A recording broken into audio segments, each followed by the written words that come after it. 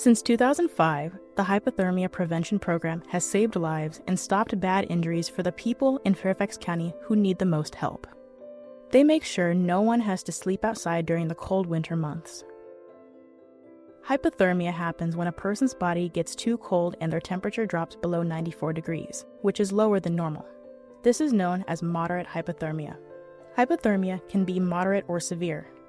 When someone has moderate hypothermia, they might feel very tired, not care about much, and their skin can feel cold and look pale. Severe hypothermia can make a person have cold skin, make their muscles stiff, and can cause a loss of consciousness. Not treating hypothermia can be life-threatening. Follow these emergency steps as soon as you see signs of hypothermia. First, call 911 right away to get help. Then, make sure to be gentle with the person.